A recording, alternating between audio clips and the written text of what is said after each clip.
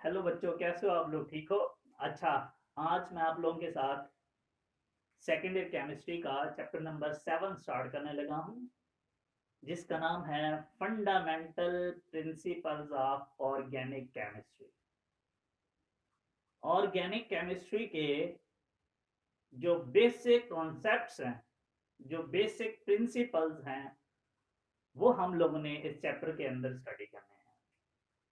अच्छा, एक बात याद रखना बच्चों, इस चैप्टर के अंदर जो आपके पंजाब बोर्ड्स हैं, उन सब के अंदर इस चैप्टर में से 3 चीजें पूछी होती हैं। एक इस चैप्टर में से शॉर्ट क्वेश्चन होगा, एक लॉन्ग क्वेश्चन होगा और एक एमसीक्यूज होगा। सम टाइम चेंज भी हो जाते, एक दो हो जाते, मीन शॉर्ट 2 हो सकते हैं, एमसीक्यूज भी 2 हो सकते हैं, लॉन्ग मोस्टली एक होता है। ये हमारा ऑर्गेनिक केमिस्ट्री का पहला चैप्टर है, और मोस्टली जब आपको टीचर्स पढ़ाना स्टार्ट करते हैं तो वो यहाँ से स्टार्ट करते हैं, ऑर्गेनिक केमिस्ट्री से, चैप्टर नंबर 7 से। तो आज हम लोगों ने इस चैप्टर के अंदर बेसिक सी बातें करनी है। मैं इसका इंट्रोडक्शन करवाता हूँ, आपको 4-5 पॉइंट सिखाऊंगा, जिसमें से 2-3 हमारे इंपॉर्टेंट शॉर्ट होंगे, और ये चैप्टर, ये वाला टॉपिक हमारा शॉर्ट क्वेश्चंस के लिए इंपॉर्टेंट है, लॉन्ग नहीं आएगा। अच्छा बच्चों, मैं आज से 200 साल पहले के जो लोग हैं उनके बारे में आपसे शेयर करने लगा। वो हमारे बारे में क्या सोचते थे? हमारे बारे में बिल्कुल नहीं सोचते थे, जैसे आज हम उनके बारे में नहीं सोचते, वो हमारे बारे में नहीं सोचते थे। केमिस्ट्री के बारे में जरूर सोचते थे। क्या सोचते थे वो? आज से 200 साल पुराने लोगों का ख्याल था कि कंपाउंड्स हमारे पास 2 तरह के होते हैं। एक होते हैं ऑर्गेनिक कंपाउंड्स और एक होते हैं इनऑर्गेनिक कंपाउंड। आज से 200 साल पहले के लोगों का ख्याल था 2 तरह के कंपाउंड्स हैं हमारे पास, एक ऑर्गेनिक और एक इनऑर्गेनिक। वो दोनों को डिफाइन कैसे करते थे वो मैं आपको बताऊं। बड़े भले लोग थे, सीधे साधे लोग थे। वो कहते थे कि जो ऑर्गेनिक कंपाउंड्स होते हैं, ये वो कंपाउंड्स होते हैं जो हमेशा लिविंग थिंग से हासिल हों। लिविंग थिंग्स से जो बनते हैं, जो हासिल होते हैं, उन्हें हम क्या बोलते हैं? Organic compound. The compounds that obtain from the living things are called organic compounds. Mean उनके मुताबिक जो कुछ प्लांट से मिलता है या एनिमल्स से मिलता है, वो किस नेचर का होता है? ऑर्गेनिक कंपाउंड होते हैं, ऑर्गेनिक नेचर के। मीन्स आज से 200 साल पहले के लोग ये सोचते थे कि वो कंपाउंड जो हमें लिविंग थिंग से हासिल होते हैं, प्लांट्स एनिमल से हासिल होते हैं, उन्हें हम क्या बोलते हैं? Organic compound. और उन भले लोगों का ये मानना था कि वो कंपाउंड्स, दूसरे कौन से थे? इनऑर्गेनिक। वो कंपाउंड्स जो हमें बेजान चीजों से हासिल होंगे, नॉन लिविंग थिंग से, उन्हें हम क्या बोलेंगे? इनऑर्गेनिक कंपाउंड मीन्स जो चीज उनको रॉक से मिलती थी, चट्टानों से जो मिनरल्स होते हैं उनसे मिलती थी, वो कहते थे कि ये क्या होते हैं, इनऑर्गेनिक। मीन्स हमारा एक पॉइंट क्लियर हुआ कि about 200 years ago people thought that there are two types of compounds, organic compounds and inorganic compounds। और वो ऑर्गेनिक कंपाउंड्स क्या हैं, जो लिविंग थिंग से हासिल होते हैं, और इनऑर्गेनिक कंपाउंड्स क्या हैं, जो नॉन लिविंग थिंग से हासिल होते हैं। ओके, अगले पॉइंट पे आते हैं। इसी कॉन्सेप्ट की वजह से उन लोगों का एक कॉन्सेप्ट बना हुआ था जिसे हम बोलते हैं वाइटलिज्म, जिसे 10th क्लास में आप लोग वाइटल फोर्स थ्योरी के नाम से भी जानते हैं। तो बच्चों, सेकंड जो हम सीखने लगे हैं वो है वाइटल फोर्स थ्योरी। और ये जो कॉन्सेप्ट है इसका नाम है वाइटलिज्म। कोई आपसे वाइटलिज्म पूछे तब भी यही बताना है, कोई वाइटल फोर्स थ्योरी बोले तब भी यही बताना। बच्चों, सबसे पहले मैं 2 पॉइंट्स इसमें बता दूं, फिर मैं इसको डिफाइन करता हूं ये क्या। बेटा, वाइटल का मतलब होता है अहम, फोर्स मीन यहां किसी अहम फोर्स की बात। दूसरे पॉइंट पे बच्चों, ये जो थ्योरी है ये पेश की एक साइंटिस्ट हैं जिनका नाम है बर्जीलियस, जे बर्जीलियस भी इसको बोलते हैं, जैकब बर्जीलियस। इस थ्योरी में इसने लोगों को कायल किया कि याद रखना, एक ऑर्गेनिक कंपाउंड लैब के अंदर प्रिपेयर नहीं किया जा सकता with the help of inorganic compound. इसने लोगों को इस बात पे तैयार किया, आज से 200 साल पुराने लोग, कि भाई लोग ऑर्गेनिक कंपाउंड्स को लैब के अंदर सिंथेसाइज नहीं कर सकते हम लोग किसी इनऑर्गेनिक कंपाउंड को यूज करके। और इसी कॉन्सेप्ट को इसने नाम दिया वाइटल फोर्स थ्योरी के the organic compounds can never be synthesized in the laboratory by using inorganic compounds। अच्छा, याद रखो, आप जब भी किसी बंदे को कोई बात कायल करते हो कि भैया ऐसे नहीं ऐसे है, तो उसके लिए आपको कुछ दलाइल देने पड़ते हैं, सबूत देने पड़ते हैं। जब उसने लोगों को बोला होगा, मैं आजकल सोचता हूं, आप भी सोचिएगा, कि ऑर्गेनिक कंपाउंड्स को लैब के अंदर प्रिपेयर नहीं किया जा सकता, तो लोगों ने जितने भी बोले थे वो, उन्होंने वजह जरूर पूछी होगी कि भैया क्यों ऑर्गेनिक कंपाउंड्स को लैब में सिंथेसाइज नहीं कर सकते हम। तो इसने उनको बड़ी घुमा फिरा के एक बड़ी काम की बात बताई। इसने कहा, किसने, बर्जीलियस ने बोला, देखो भाई, जो होते हैं organic compound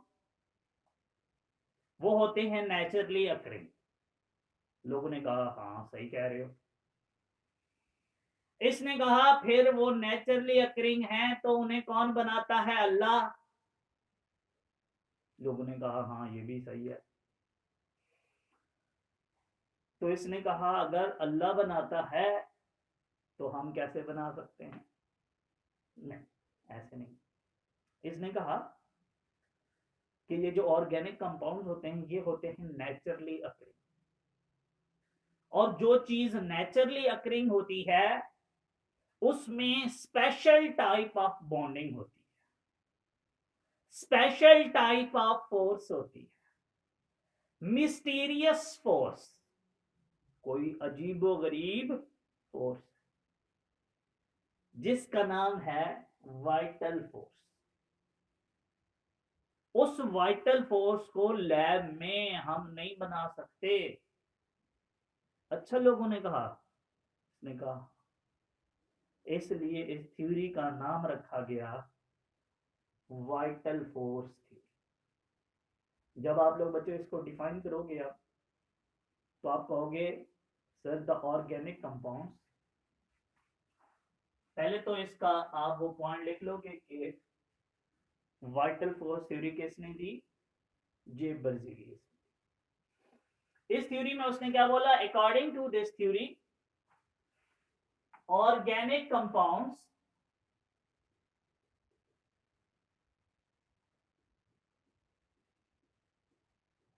can never be synthesized in laboratory from inorganic compounds because due to the presence of special type of bond, due to the presence of vital force,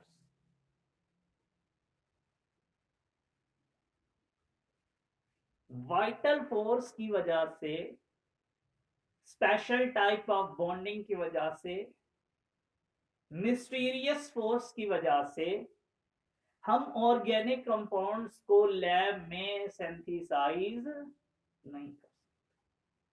this concept is called vitalism and this theory is called vital force. तब लोग बड़े सीधे थे, अगर ये वाली बात आज करता तो हम ना मानते, शायद आप लोग मान लेते, क्योंकि आप लोग सीधे हो ना। अच्छा, ये बात बहुत देर तक चलती रही।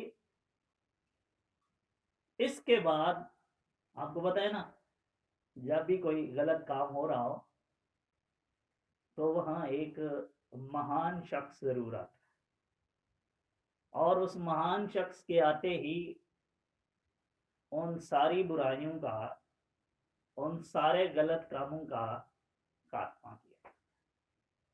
तो इस बुराई को भी, इस गलत बात को भी एक महान शख्स आए, एक केमिस्ट्री के बुजुर्ग आए, एक हमारे साइंटिस्ट हैं जिनका नाम है फ्रेडरिक वोलर, और वो मशहूर हैं एफ वोलर के नाम। वो आते हैं और बोलते हैं कि किस काम में पढ़े हो, ये थ्योरी गलत है। आते ही उसने इस थ्योरी को रिजेक्ट किया। कब? 1828 में, 1828 में वो आता है और आके कहता है कि आप लोग किस काम में पढ़े हो, ये थ्योरी गलत है। लोग तो बड़े परेशान हुए। आप लोग अभी हेडिंग लगा लो, एफ वोलर वर्क। वोलर का क्या काम है? F volar work. ये हमारा पहला इंपॉर्टेंट शॉर्ट है। मोस्टली पेपर में यहां दो तरह के सवाल पूछता है एग्जामिनर, आप लोग कोशिश किया करो सवाल लिख लिया करो। सवाल क्या होता है? पहला सवाल ये होता है कि what is the volar work and its significance. बताओ वोलर का काम क्या है और इस केमिस्ट्री में उसकी अहमियत क्या है। अगर इससे भी आसान पूछना हो तो कहता है हाउ यूरिया इज प्रिपेयर। बताओ यूरिया कैसे बनता है। चलो सुनो जरा कहानी सुनो, कहानी बड़ी इंटरेस्टिंग। मैंने क्या कहा कि 1828 में फ्रेडरिक वोलर आता है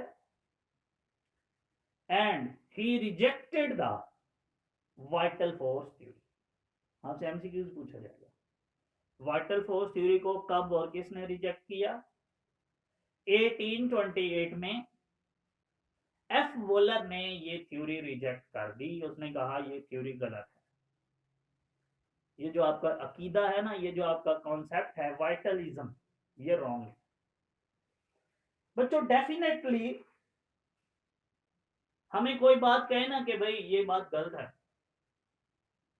आपको टीचर क्लास में बोले कि आपने इस सवाल गलत लिखा, अल्हम्दुलिल्लाह आप ये नहीं कहते कैसे गलत है, सही बताएं। आप लोग कहते हो सर गलत है तो गलत है। बच्चों गलत है तो पूछो ना कि सही क्या है। वो लोग आपसे ज्यादा जहीन थे। उन लोगों ने कहा कि चलो बताओ अगर ये बात गलत है तो सही क्या है। सही के लिए उसे क्या करना पड़ना है?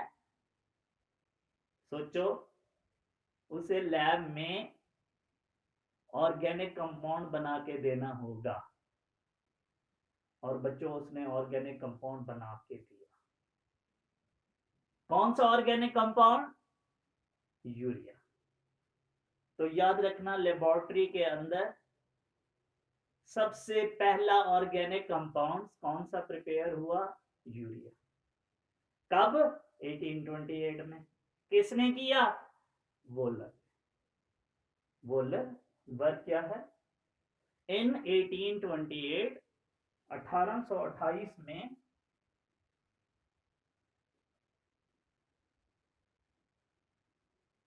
Volar rejected the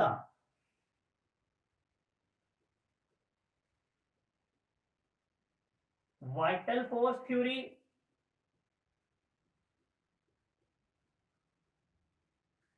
and prepared first organic compound called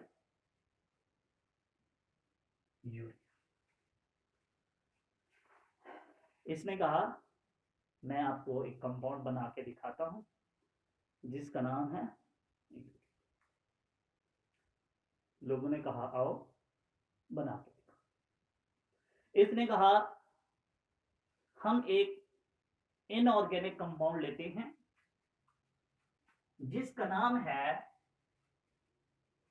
ammonium सायानेट। बच्चों कौन सा इनऑर्गेनिक कंपाउंड है?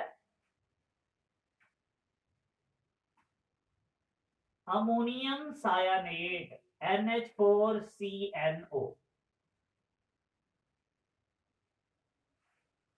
अमोनियम सायानेट,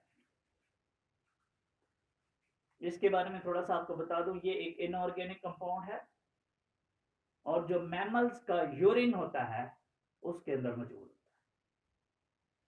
उसने जब इस इनऑर्गेनिक कंपाउंड को हीट किया, गर्म किया, तो बच्चों ये अमोनियम सायानेट किसके अंदर चेंज हो गया? यूरिया। और बच्चों ये होता है यूरिया का फार्मूला NH2 ट्वाइस CO। और इस तरीके से फर्स्ट ऑर्गेनिक कंपाउंड्स की प्रिपरेशन हो गई लेबोरेटरी में बाय यूजिंग इनऑर्गेनिक कंपाउंड। लोगों ने कहा लो भैया हम तो एमईएस पे बिलीव करते रहे। शुरू शुरू में तो थोड़ा प्रॉब्लम आया होगा ना डेफिनेटली। खैर लोग उसकी बात मान गए कि वाकयातन वाइटल फोर्स थ्योरी गलत है और हम एक ऑर्गेनिक कंपाउंड्स को लैब के अंदर सिंथेसाइज कर सकते हैं। और पहला ऑर्गेनिक कंपाउंड्स कौन सा प्रिपेयर हुआ?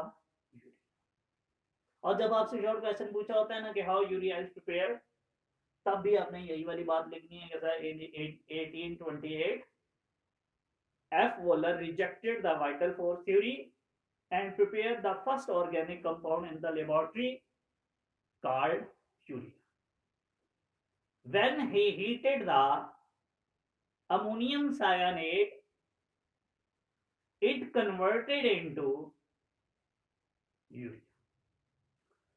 एक और कहानी सुना। लोग बड़े चालाक थे, सारे नहीं, उनमें दो चार लोग ऐसे थे जो बड़े ज़हीन थे, चालाक थे, आप जैसे बिल्कुल नहीं थे। वो ना ये सोचते हैं कि इन दोनों कंपाउंड्स को वो गौर से देखते हैं कि इसमें एक नाइट्रोजन है, इसमें भी एक हाइड्रोजन नाइट्रोजन है, इसमें दो नाइट्रोजन है और इसमें भी दो नाइट्रोजन है, इसमें चार हाइड्रोजन है और इसमें भी चार हाइड्रोजन है, इसमें एक कार्बन है, इसमें भी एक कार्बन है, इसमें एक ऑक्सीजन है, इसमें भी एक ऑक्सीजन है। लोगों ने कहा लो ये तो एक ही चीज है। उन्होंने कहा नहीं भाई, इन दोनों के मॉलिक्यूलर फार्मूला सेम है, लेकिन दोनों का स्ट्रक्चर क्या है? डिफरेंट। दोनों का स्ट्रक्चर क्या है बच्चों? डिफरेंट। और ऐसे दो कंपाउंड्स जिनका मॉलिक्यूलर फार्मूला सेम होता है लेकिन उनका स्ट्रक्चर क्या होता है? डिफरेंट, उन्हें हम क्या बोलते हैं? आइसोमर्स। और इस प्रोसेस को क्या बोलते हैं? आइसोमर्स। तो याद रख लो, बोथ, ये एमसीक्यूज है, एंट्री लेवल का एमसीक्यू, ये दोनों अमोनियम साइनेट और यूरिया दोनों एक दूसरे के क्या है? आइसोमर्स। लोगों ने कहा अच्छा ठीक है यार, तेरी गल मान लेने, तू सही कह रहा है, ऑर्गेनिक कंपाउंड्स को लैब के अंदर प्रिपेयर किया। जैसे ही लोगों ने इसकी बात मानी, आज अल्लाह के फजल से आप लोग, मैं, इस बात पे हम प्राउड फील करते हैं कि हमारे पास इस time more than 10 million organic compounds मौजूद हैं जो किसके अंदर प्रिपेयर किए हुए हैं? लेबोरेटरी। तो ये है इसकी सिग्निफिकेंस। थोड़ा सा मैं आपको और भी इसके बारे में कुछ बताता हूं। सिग्निफिकेंस, वोलर के काम की सिग्निफिकेंस। आप लिखते हो सर, जब वाइटल फोर्स थ्योरी रिजेक्ट हो गई और ऑर्गेनिक कंपाउंड्स लैब के अंदर प्रिपेयर शुरू हुए, तो हमने कितने ऑर्गेनिक कंपाउंड्स बना लिए? मोर देन 10 मिलियन, जो इंडस्ट्रियल स्केल पे यूज होते हैं for the welfare of man. Different purpose के लिए, इंसानों की फलाह के लिए हम उनका इस्तेमाल करते हैं, और ये है सिग्निफिकेंस ऑफ वोलर वर्क। आप लिखोगे after the preparation of urea, more than 10 millions organic compounds are synthesized on the laboratory that are used on the industrial scale for the welfare of या for the different purpose of mankind, इंसानों के लिए इस्तेमाल। तो ये बच्चों इसकी क्या थी? सिग्निफिकेंस। मैं आगे चलता हूं। नेक्स्ट है हमारा पॉइंट, जब इतने सारे ऑर्गेनिक कंपाउंड डिस्कवर होना शुरू हुए, तो केमिस्ट्री की एक ब्रांच इंट्रोड्यूस हुई जिसका नाम है ऑर्गेनिक केमिस्ट्री, जिसको आज आप लोग पढ़ेंगे। तो बच्चों, ऑर्गेनिक केमिस्ट्री की पुराने जमाने के लोग कैसे डेफिनेशन करते थे और आज हम कैसे करते हैं, मैं आप दोनों शेयर करता हूं आपके साथ। आप लोग हेडिंग लगा लोगे modern definition of organic chemistry. Modern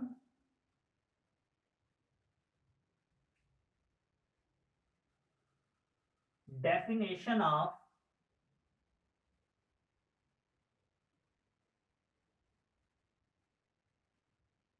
organic chemistry.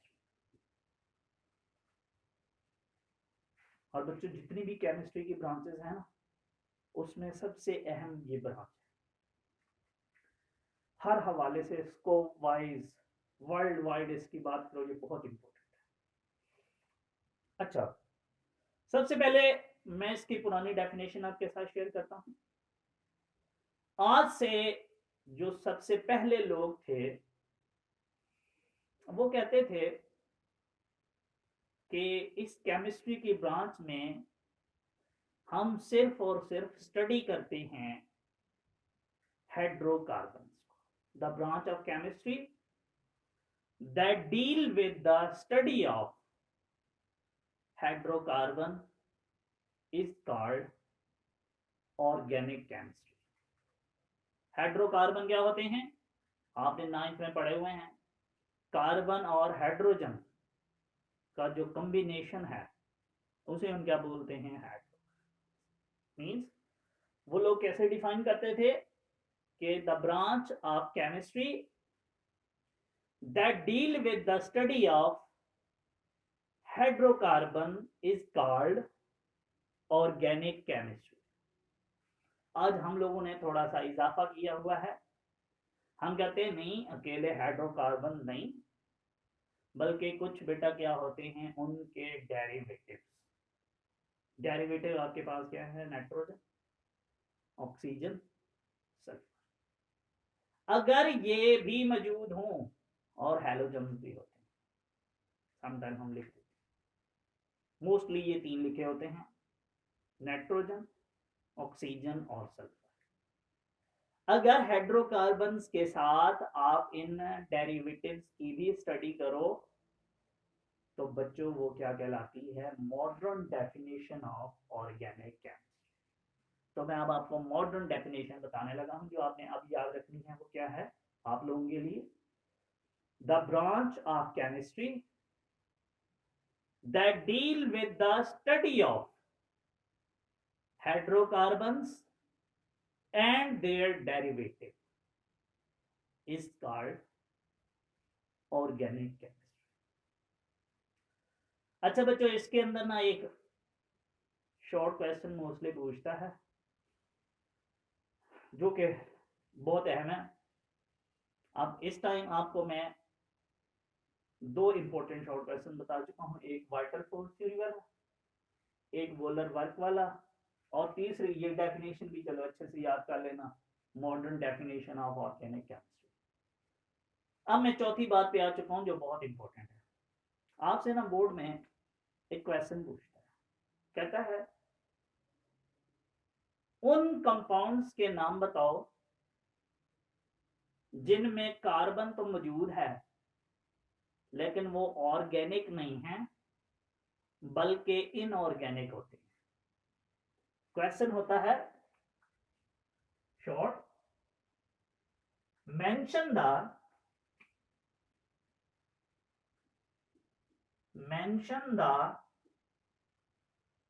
Carbon containing compounds that are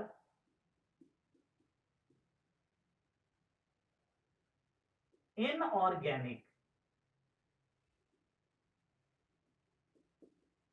in nature। बच्चों ऐसे भी बोल सकता है या ऐसे भी कह सकता है कि mention the carbon containing compound that are not organic in nature.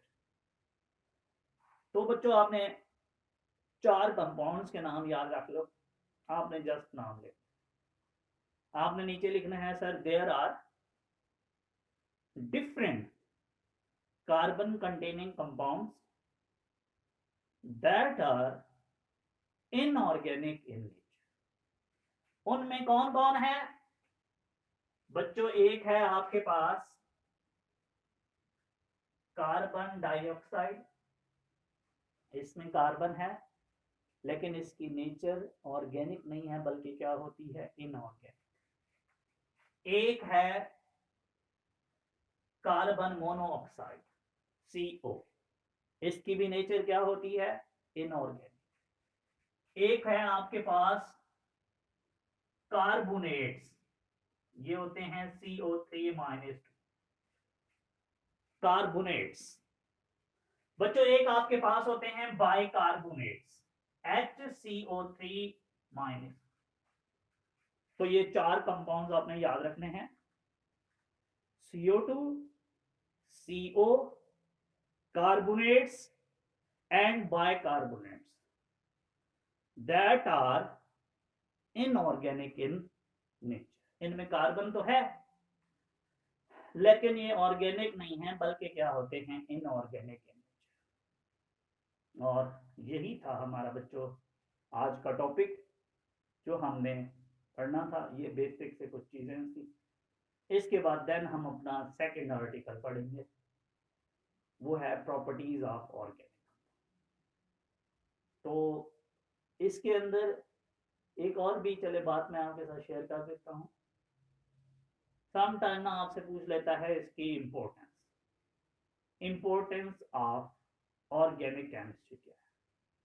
तो बच्चों इसके इंपॉर्टेंस के अंदर आप 4-5 बातें लिख देना कि सर हम लोग इससे का जो काम है, हम फर्टिलाइजर्स बनाते हैं ऑर्गेनिक केमिस्ट्री में। बच्चों इसके अलावा हम मेडिसिन प्रिपेयर करते हैं। इसके अलावा इस केमिस्ट्री की मदद से हम फूड्स प्रिपेयर करते हैं। इस केमिस्ट्री की मदद से हम लोग केमिकल्स प्रिपेयर करते हैं लेबोरेटरी स्केल्स पे। इसकी मदद से हम लोग हॉस्पिटल में काम करते हैं। तो बेटा जी इसके बहुत सारे फायदे हैं, इसलिए ये बहुत ही ज़्यादा क्या समझी जाती है, इम्पोर्टेंट। चलिए मैं उम्मीद करता हूँ कि आप लोगों को बातें अच्छी लगी होंगी। आप लोग इस लेक्चर को अच्छे से राइट डाउन कर लो, नोट्स बना लो, ये तो आपके काम आएंगे। कोई बात समझ ना आए तो आप मुझसे पूछ सकते हो। अल्लाह हाफिज़, थैंक यू सो मच।